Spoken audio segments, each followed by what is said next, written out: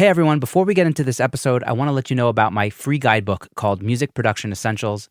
It's a brief rundown of my top 24 takeaways that I've learned over the course of interviewing so many audio professionals for this podcast. So just go to secretsonics.co and you'll see the image. It's a totally free download, and I hope it helps you with your productions. Hey everyone, welcome back to Secret Sonics. This is episode 105, which brings us the return of Darrick Atwater, who was first on the podcast on episode 25, and here we are 80 episodes later. So I thought it'd be fun to have him back on and have a catch up. So we talked about a ton of things, talked about surviving the pandemic, what he's doing now, which is a lot of sound designing for companies. We talked about wavetable synthesis 101. He gave me some pointers for getting started with it. We talked about growing Iveen's music, who's his fiance and who was also on the podcast. And we talk about just personal stuff, burnout, sense of self-worth, and so many other things. So it was a pretty casual conversation, but, lots of takeaways for people on the audio journey. So I think you're going to love this conversation. So with all that to say, here's my conversation once again with Darrick Atwater here on Secret Sonics. You're listening to Secret Sonics, a podcast exploring the creative side of music production. Join us weekly for honest conversations with real-world music producers and audio professionals.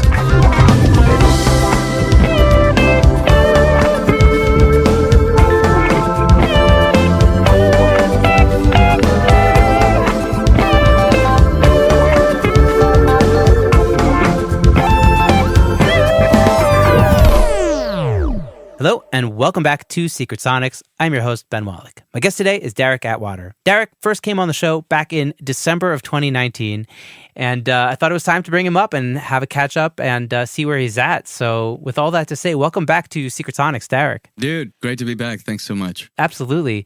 It has, it's been a while, and I loved our first episode, and I'm excited to have you back here. Obviously a lot's happened. I guess I'm just curious as as a friend, how's it been? How has the last year plus been? It's been a lot. Well, yeah, no, I appreciate it. Dude, with everybody, it's been varying degrees of okay and shitty at the same time, in the beginning of the pandemic, my life didn't change a whole lot.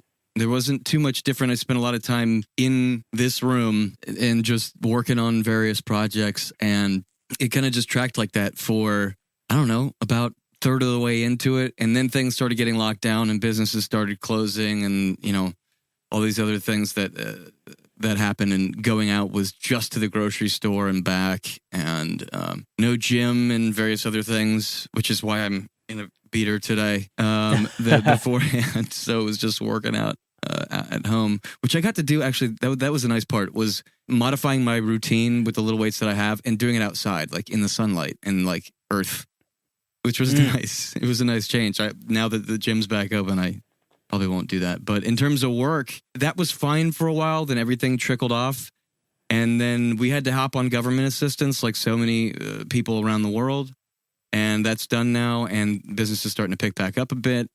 And so kind of right when we had to get off. So it's been a lucky transition, shall I say, into those in and out. Yeah. So. Yeah. I think I had a very similar story, and a lot of people did. And thanks for being honest about it. Because obviously there's a range. Some people were not really affected by COVID, and a lot of people were heavily affected, and some people kind of made it through. Yeah. I also had months where things were busy, and I had months where literally nothing was happening. Yeah. And also I got in Israel, we had some government assistance to businesses who were affected by Corona, which mine was.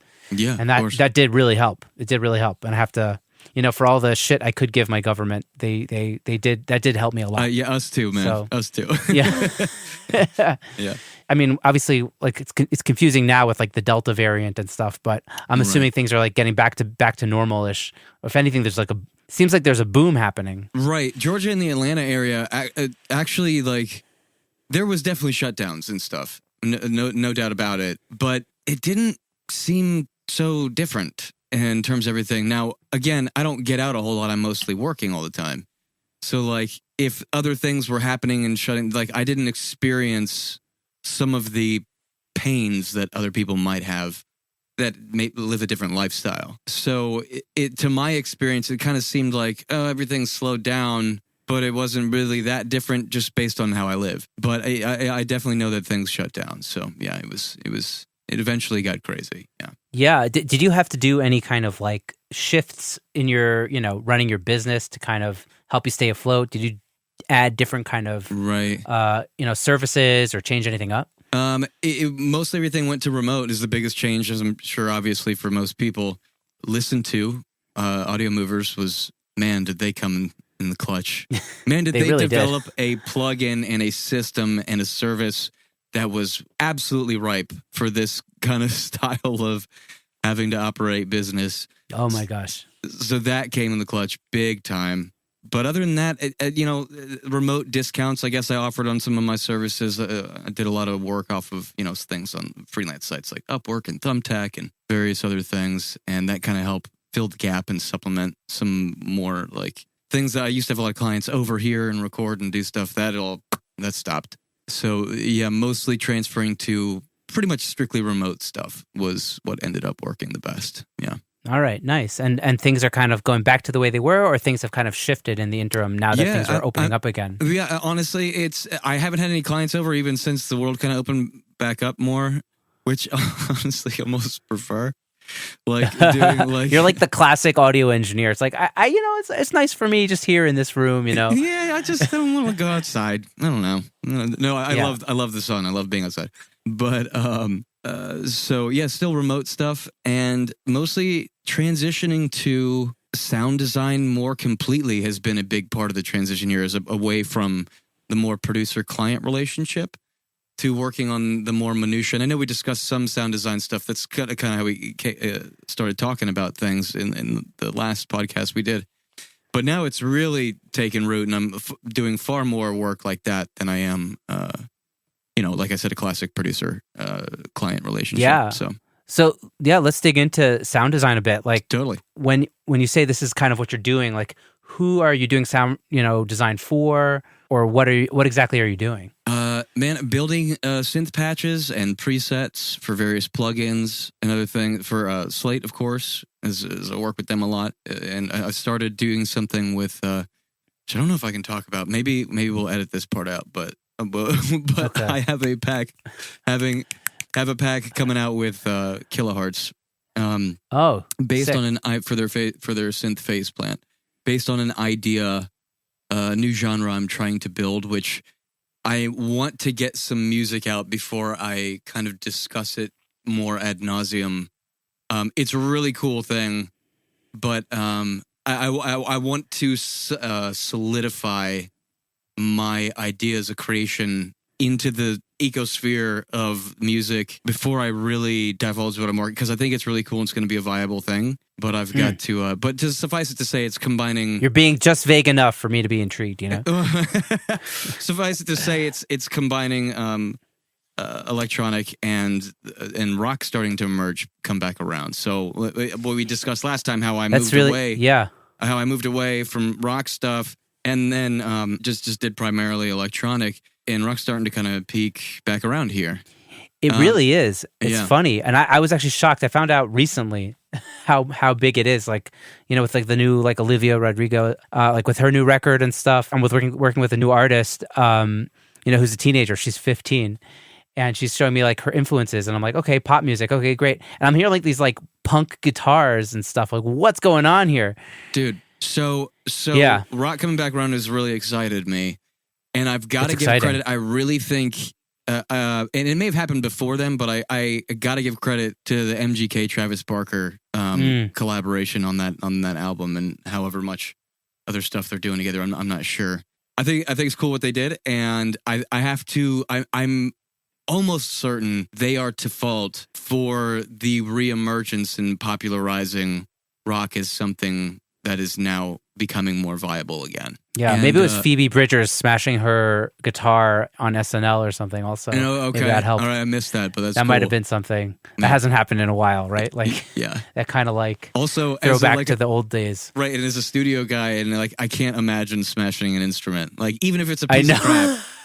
Like, I could never, yeah. Oh my God. I would never smash a guitar. I would know, neither would I. It's like, why would you do that? Unless it is maybe if you're a millionaire and you could just smash a guitar, but even and still, it's not like one. there's someone else who could use the guitar. Like, you know what I mean? Like, it doesn't got to be a show of Right. force. Like, smash a chair. Fuck, I don't know. It's like give the guitar to someone who needs it. Like, don't like. It's like totally narcissistic, right? Yeah, right. Yeah, exactly. Yeah. Okay, so go as you were with the rock and roll electronic Combo stuff. I'm excited to get back to it, man, because that's where I grew up, as we talked about last time, and all that, and all that pop punk and rock scene and active rock and all that shit. Yeah, it's exciting. Yeah, man. So I'm excited to get back into it as an older, more not established, but like better at my job producer. So, you know, I think it's gonna be really cool. So, and sound design's helping a lot with that. Some of the combinations of electronic stuff that I'm doing. So it's a lot of fun, man. Yeah. So, and you also we kind of like figured out right before we started this call that you kind of been transitioning into Ableton, and you know, Ableton's been enabling you to do sound design even better. Like, do you want to talk about that? Yeah, man. I haven't spent a whole ton of time in it, even though I'm recording this call in it right now. Because weirdly enough, as much as I love Pro Tools, I feel like I just don't want Pro Tools to stop recording randomly because of some weird spike in system usage and just like erroring out. And I've never had that problem with Ableton.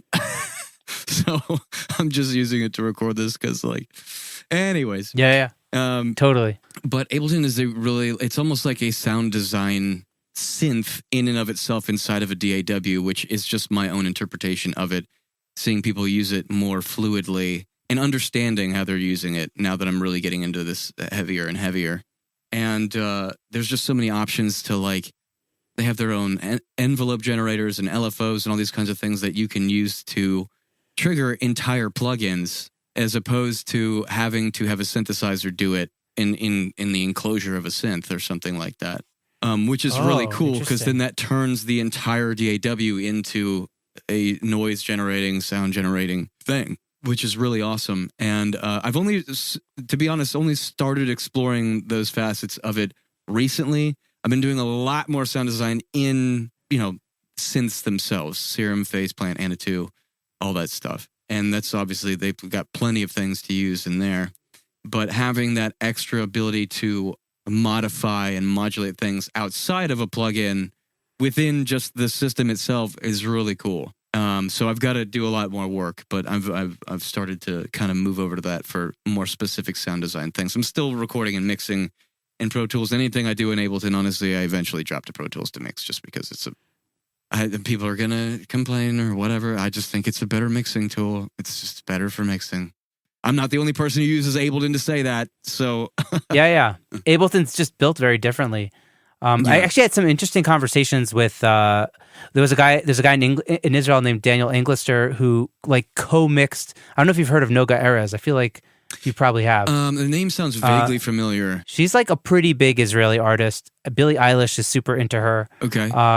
And he co-mixed a bunch of the songs on her latest record, and he basically mixed it inside of Ableton because it was like impossible to take out the amount of like side chaining and whatever else was going on inside of Ableton. And it's just like to export it would have been insane. Yeah. And so he basically co-mixed it, started from the session inside of Ableton that the producer, Ori Rousseau, used, and just took it from there. Yeah. And super interesting. You know, it's totally possible to do, and there may come a day when I'm like, yeah, no, I got this in Ableton.